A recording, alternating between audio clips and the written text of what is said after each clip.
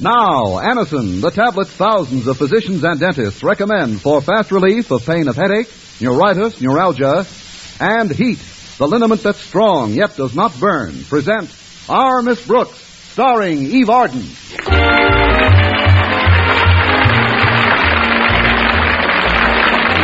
It's time once again for another comedy episode of Our Miss Brooks, transcribed. But first, may I make a suggestion that you will probably thank me for someday? It's simply this. The next time you suffer from headache, neuritis, or neuralgia pain, try Anacin. The reason we suggest this is because we feel sure you will be surprised at how incredibly fast Anacin gives you relief. Thousands of people who have tried Anacin say its action is truly astonishing. Anacin is like a doctor's prescription. That is, Anacin contains not just one, but a combination of medically proven active ingredients in easy-to-take tablet form. Thus, in taking Anacin, you are following sound principles. The next time you suffer pain from headache, neuritis, or neuralgia, don't wait for relief. Try Anacin. On this guarantee, if the first few Anacin tablets do not give you all the relief you want, as fast as you want it, return the unused portion and your money will be refunded. You can get Anacin at any drug counter in handy boxes of 12 and 30 tablets and economical family-size bottles of 50 and 100. I'll spell the name for you, Anacin.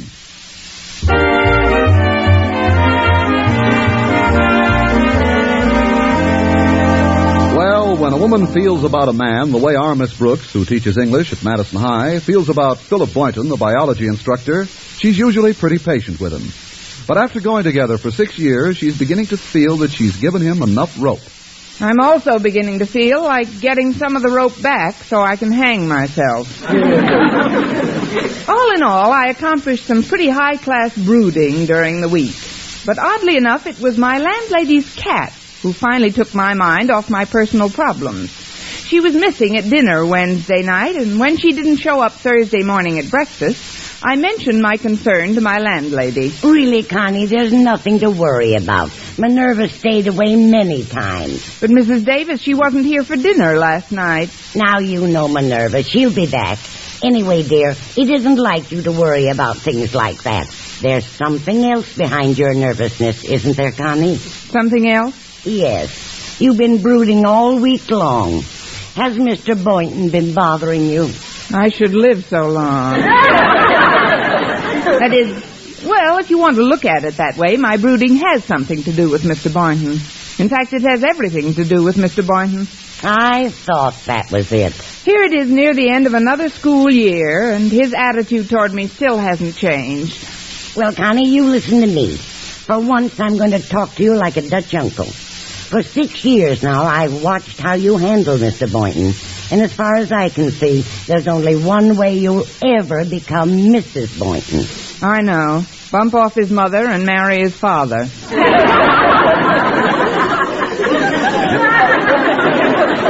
No, you've got to change completely.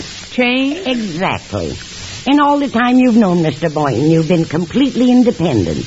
You've gone Dutch on dates, loaned him money. Why, you were as self-reliant as he was. And what's the result? You're a pal to him, a buddy, but never a woman. You mean he thinks of me as a playmate instead of a mate? Precisely.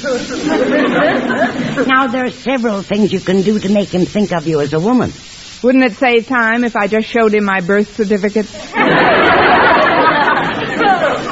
I'm not kidding, Connie. A man likes to feel he's needed by a woman, that he's being depended upon. He enjoys being the big protector. You may have something there, Mrs. Davis. What do you suggest I do? Well, have you ever cried on his shoulder? Cried? I mean, really turned on both faucets? Well, no, I never... That's the greatest gimmick we women have. A man can't stand to see a woman cry. His defenses go down, and all his protective instincts come to the fore. Most men will do anything to stop a woman from crying. But, Mrs. Davis, I can't turn on my tear ducts like that. You could if you had a little help. Help? Connie, I have an idea. I'm going to cut up some raw onions and put them in your handbag. Raw onions? Oh, Mrs. Davis, I wouldn't... That must be Walter Denton to drive me to school. Be out in a minute, Walter. Connie, if you want to see how effective tears can be, this is the best possible way. But Mrs. Davis... For once in his life, you've got to make Mr. Boynton aware of your presence. If I open that handbag, the whole school will be aware of my presence. Come to think of it, though, it would be very interesting to see how Mr. Boynton reacts to tears. You'll be amazed, Connie. Now, I'll just take your handbag into the kitchen and be back in a minute. Where is it, dear? It's over on the sideboard. Oh, and Mrs. Davis, before I forget, please call me later in the day and let me know if Minerva shows up. All right, dear. My brother Victor promised to help me look for her today. I'm sure she'll turn up all right. Now then, is there anything else? Yes, if you do find Minerva, don't discuss what we're having for dinner in front of her. She might not show up for another 6 days.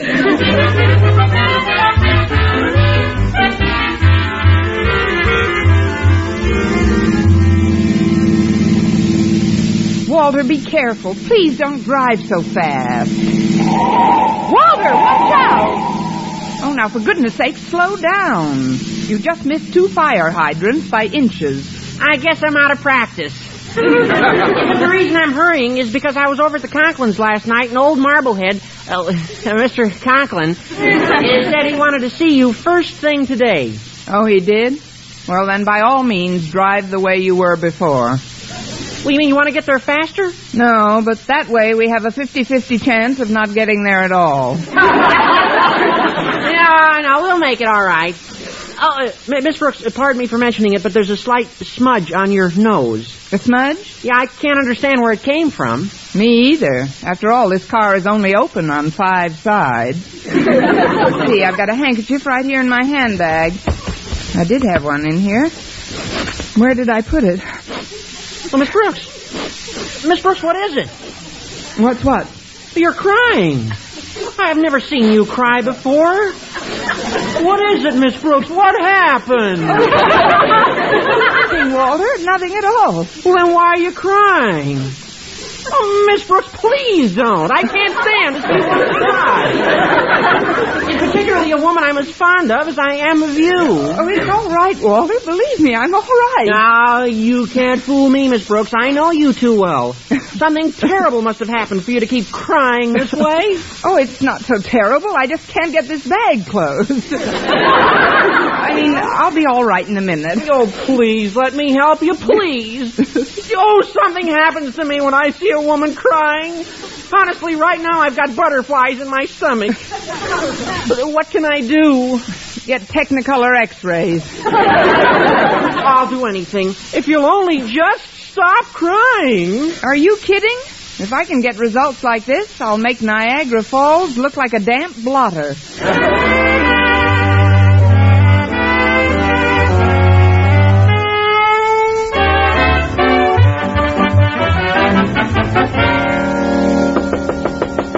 Who is it and what do you want? Miss Brooks, and not a thing. Bye. Come in, Miss Brooks. Did you want to see me, Mr. Conklin? I asked to see you, Miss Brooks. Believe me, there's a difference. Sit down, please, and I'll come straight to the point. Yes, sir. Miss Brooks, I have a little problem to pose to you. A problem, Mr. Conklin? Something that I'd like your advice on. You see, the PTA has asked me to make a speech tomorrow night, and speeches take time and preparation. Preparation that can't be accomplished during school hours. Therefore, an evening must be devoted to it. Follow me so far, Miss Brooks? Like a reluctant beagle. Yes, sir, I do. Well, since the speech must be prepared this evening, and since there's no one else to turn to, if you were me, what would you do? I'd sit down and write the speech myself. I accept your kind offer. Be over at my house at 9 sharp. But, sir, I meant that you should write it. I have an appointment with Mr. Boyton for tonight. Oh, you have? Well, naturally, you can't break a date at the last minute. Oh, I'm glad you see it that way, Mr. Conklin. Indeed I do, Miss Brooks. I wouldn't dream of separating you two tonight for the world. That's very considerate, sir. So while you are working on my speech to the PTA, Mr. Boynton can sit in the same room preparing my report to the Board of Education. But, Mr. Conklin, I'll see you at 9 tonight. Oh, And before you face your pupils, Miss Brooks, it might be advisable to remove that smudge from the side of your nose. Smudge? Oh, that's right. I never did get that thing off. Is it very noticeable, sir? Not very. It just looks as if your hairnet slipped down. Can I lend you something to take it off with? Oh, no, thanks. I have a handkerchief right here in my bag. At least I thought I had one in here. Now, where is that handkerchief?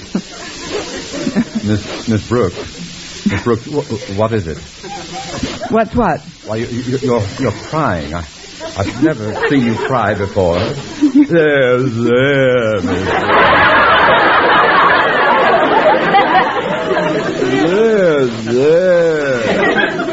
Where? Oh, it's nothing, Mr. Conklin, nothing at all. Then why are you crying? No, I'm not crying. Then dry your eyes at once, do you hear? Miss Brooks, forget about tonight. I'll never ask you to work at my house again. I'll never ask you to do anything again. Never. Anything, I promise. Oh, I can't tell you how much I appreciate it. Please stop crying. Something happens to me when I see a woman cry. I get butterflies in my stomach. Oh, they get around, don't they?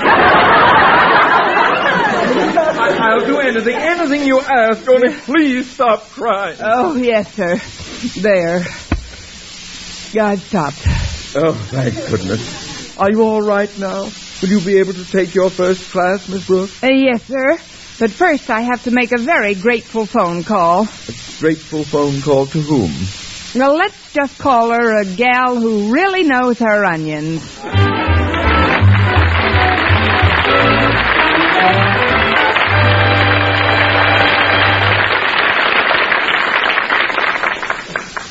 Friends, when agonizing pain of rheumatism, muscle strain, or backache makes you miserable and every move is a torment, that's the time to reach for HEAT. H-E-E-T. HEAT, the liniment that's strong, yet does not burn. The moment you apply it, you can feel HEAT soothing warmth working to relieve your painful miseries. That's because HEAT penetrates deep, brings immediate relief to sore, aching muscles. Wherever you ache, just brush on HEAT. HEAT penetrates deep, keeps working for hours to bring wonderful, soothing comfort to the painful, aching area. Your pain seems to disappear. HEAT isn't oily, sticky, or messy. You just brush on HEAT with a handy applicator that comes with each bottle, and it dries in seconds. So remember, when pain of rheumatism, a muscle strain, or backache makes you miserable, HEAT's penetrating warmth gives you fast, long-lasting relief. Get HEAT, H-E-E-T. HEAT, the liniment that penetrates deep to bring immediate relief.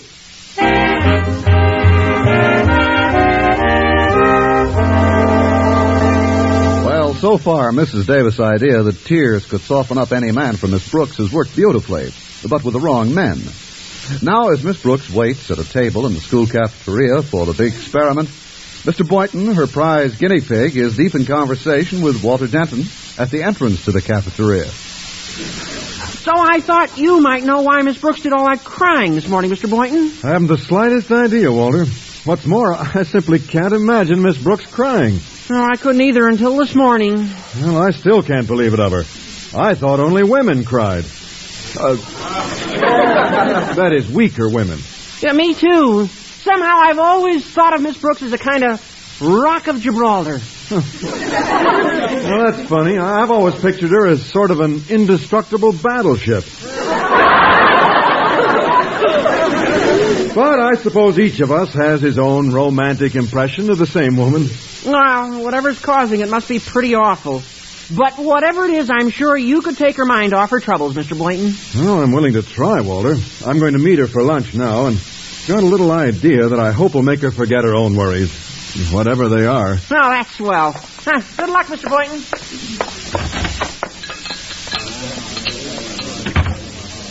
Oh, there we are. There who are? Oh, we. Yes, here I am. Please sit down, Mr. Boynton. Oh, thanks. Where's your lunch, Miss Brooks? Oh, I thought maybe you'd go and get both our lunches. Here, I'll just open my bag and give you the money.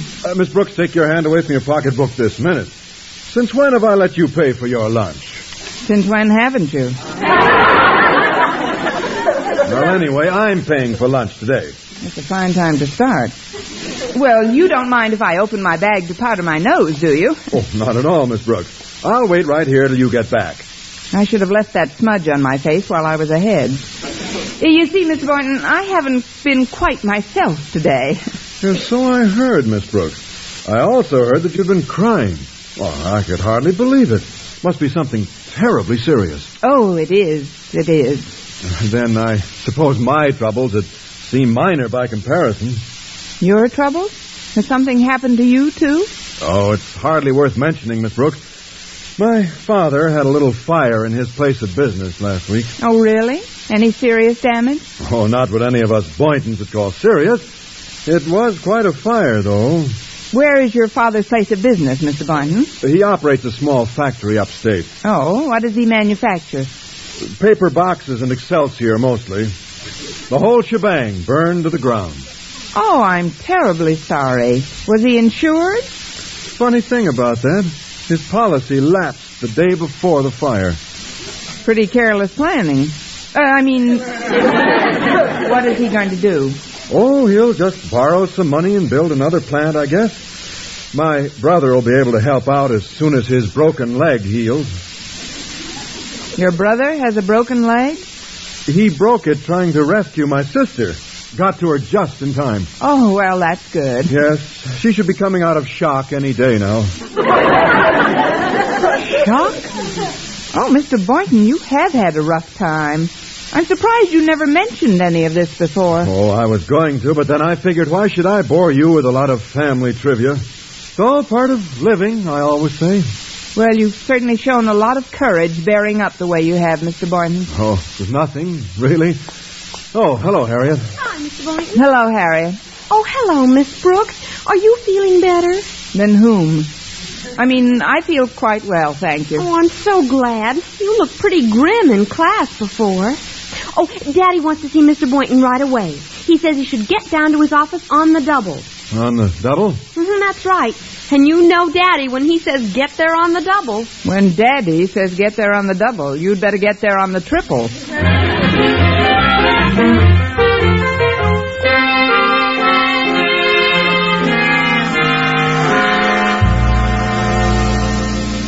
So, Mr. Boyton, you have no idea why Miss Brooks has been crying all day. Not the faintest, Mr. Conklin. I wouldn't have imagined it possible if I hadn't seen her do it right here in my office this morning. It's very unlike her, sir. Indeed it is.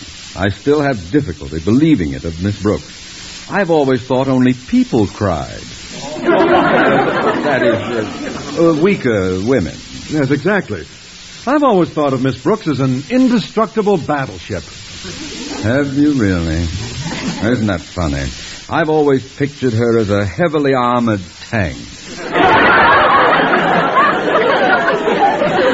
But this morning, when she started to blink her gun slits, to blink her eyes, and they filled with tears, I was completely disillusioned. Well, it must be something pretty serious.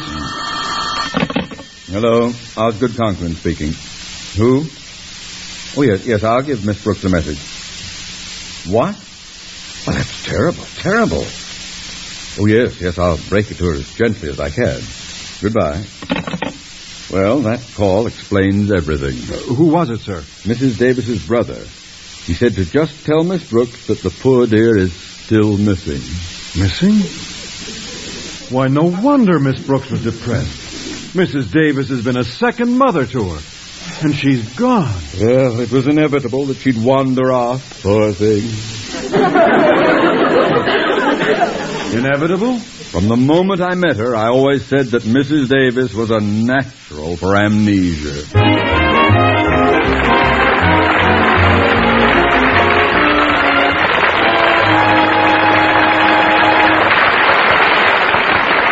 Our Miss Brooks will return in a moment. Way back in 1512, an explorer named Ponce de Leon discovered the peninsula we now call Florida. Months and maybe years later, news of his discovery filtered back to the old country, full of distortions, legends, and wild reports. Communications was a pretty hit-and-miss affair in Ponce's day. In our 20th century, however, communications have reached the complexity and precision of a science and the swiftness of magic. When you listen to CBS Radio, your living room is on the news fronts of the world. Events reach you almost as they happen, and they're reported accurately, completely, and without bias. The roster of CBS newsmen includes such names as Edward R. Murrow, Lowell Thomas, Larry LeSueur, Eric Severide, Howard K. Smith, Robert Trout, and many others, all well qualified by years of experience at home and abroad to bring you the kind of news you want to hear. Straight, accurate, and up to the minute. CBS Radio News. Listen to it every day and keep well informed.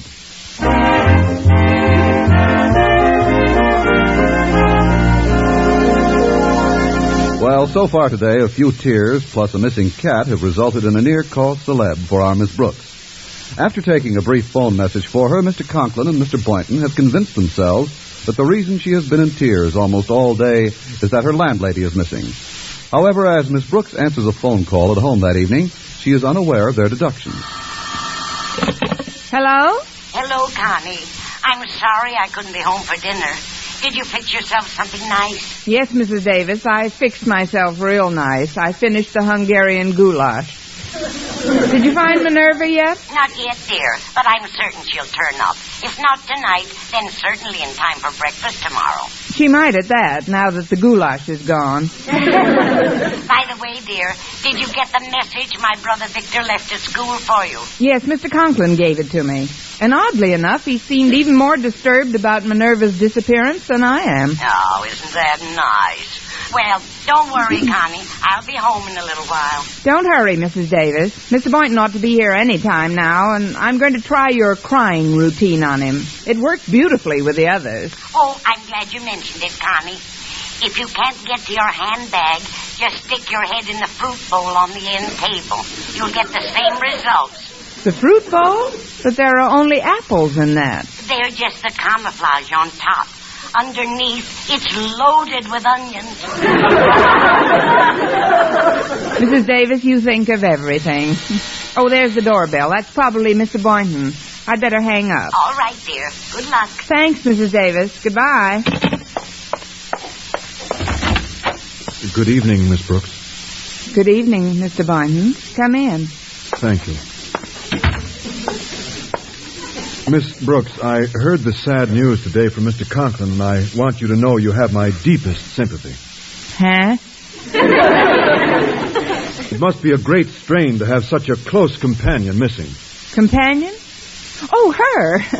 Yes, I do miss her. It's probably in the evening like this when you miss her most. You're right, Mr. Boynton. Only the night before last, I sat in this chair reading and stroking her back for hours. You did? Oh, you should have heard her purr. She always responded to affection. She was the affectionate type, all right. She certainly was. You don't know how many times a night she used to jump up on my lap and beg to be scratched.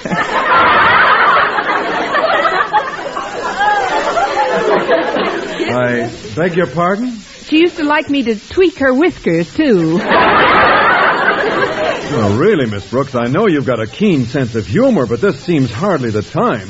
Why not? Oh, I'm sure we'll find her. Well, I hope so. Oh, we always have in the past. Either lying asleep in some alley or out yowling on some fence. What? Well, I had no idea Mrs. Davis indulged. Mrs. Davis? I was talking about our cat, Minerva. But I thought Mrs. Davis was missing and that you were all alone. Alone? Oh, I am. She is. Mrs. Davis and her cat Minerva are missing together. They're inseparable, you know. Never do anything without the other. Oh, it's a tragedy, Mr. Boynton. A great tragedy. Oh, now, take it easy, Miss Brooks. Here, sit down on this chair. Let's take the couch. To think that now I'm all alone. All alone in the world. Hand me my bag, Mr. Boynton. Miss Brooks, you're not going to cry. Just hand me my bag, please. Thanks. Now, where is that handkerchief of mine? Oh, here it is. Here it is. Please, Miss Brooks, please don't cry. Oh, I'll be all right, Mr. Boynton. just that after all these years of wonderful companionship... Miss Brooks, please stop crying. I can't stand it. You can't? No, Miss Brooks. Please don't. I'm going to be all alone, Mr. Boyton. All alone.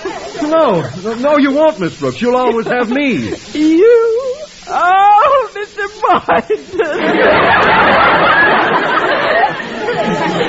If Mrs. Davis doesn't return, I'll look after you. Oh. I've been thinking, Miss Brooks, why can't you and I... Well, why can't we... That's what I'd like to know. Go on, Mr. Boyton. Mr. Boyton? Yes? Yes, Mr. Boyton? Yes? The doorbell rang, Miss Brooks. I know. It always does when I'm dreaming. Well, I'd better answer it, I guess. Mrs. Davis, what are you doing here? Oh, don't you remember? I live here. I'm sorry I had to ring, Connie, but I forgot my key. Oh, yes, your key. You seem nervous about something, dear. Did I get back too soon? Just about a week too soon. What are you talking about, dear? I purposely hurried home to show you who I found. Minerva. I knew how concerned you were about her, but now she's found and all your worries are over. Except one. What's that? How can I lose her again? Mrs. Davis, you know that phone message your brother gave Mr. Conklin? Yes. Well, he misunderstood it, and now everyone thinks you're the one who's missing. Me? I told Mr. Boynton you and Minerva were both missing, and he was so touched he was about to propose. He must have been touched. That is, Who is it, Miss Brooks? It's just a policeman reporting on Mrs. Davis, Mr. Boynton. Policeman? You got nothing to worry about, Miss Brooks. We got the best men on the force looking for.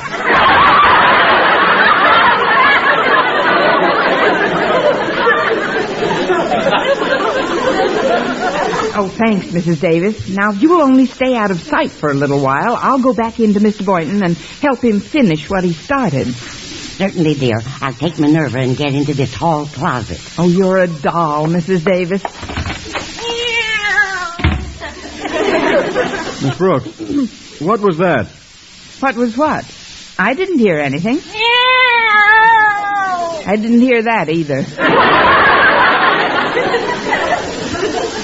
It seemed to be coming from the hall closet. I'm going to investigate. Oh, Mr. Boynton, wait! What? Mrs. Davis, what are you doing in there?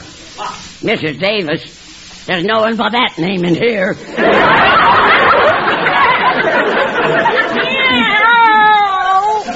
Minerva! There's no one by that name in there either. It's no use, Connie. I guess the jig is up. Miss Brooks, I think you owe me an explanation. You told me that Miss Brooks, where are you going? I'm not sure yet. Just forward all my mail to the Missing Persons Bureau.